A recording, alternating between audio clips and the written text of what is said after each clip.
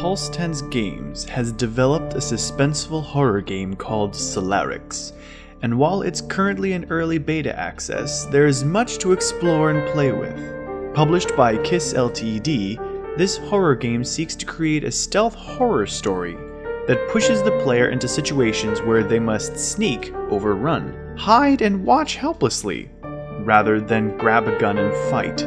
Solarix, in its beta stage, aims to fuse Dishonored with Dead Space, with a touch of Slender mixed in. And while the beta still leaves much to be desired, it still brings an enjoyable experience home. You wake up in your abandoned crew quarters and discover that you are quite possibly the last civilian survivor on the base.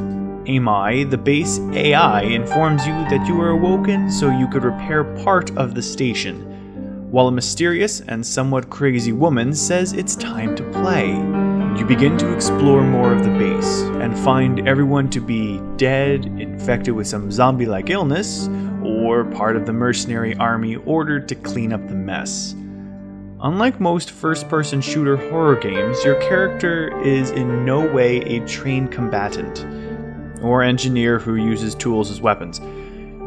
You are given a weak pistol and a stun gun as your only lines of defense against your enemy, who outnumber you. So remaining hidden is your primary advantage, which turns out to be almost as easy as hitting the crouch button, but that will come later. You begin to unravel the mystery surrounding the base, and find that an ancient machine was discovered on the planet, and was later activated on one of the ships. Upon it powering back up, over a significant period of time, it is clear that there is malice and danger surrounding it. You aren't sure right away if it is reacting to the malice or causing it, however. All you know is that I, as it's called, begins to hack into your comm line to send you messages, and AMI can't control it. This adds to the mystery and tension of the game, making the suspenseful mood even more palpable, which is what the game shoots for. Solarix is meant to be a stealth horror game with a very strong sense of vulnerability. Since the game is in beta, however, this isn't achieved yet, with AIs and terrain errors making it laughable over anything else. The AIs of soldiers allow you to be close enough to brush shoulders, and they still won't see you, making luring them and dodging them a simple pleasure.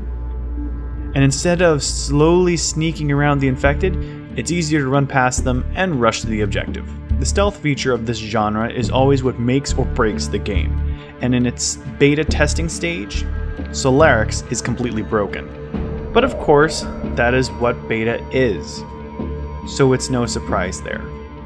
The key for the future builds and updates is to make the stealth mechanic more of a skill ability rather than a time-consuming hassle, to create the need and reward for performing the ideal stealth. As Solarix develops further and more features are added, it will become even more of a suspenseful horror story, with unique style and gameplay. Currently, there is no specific release date for Solarix, though its current Steam page states early 2015. Check out their page for news and further information.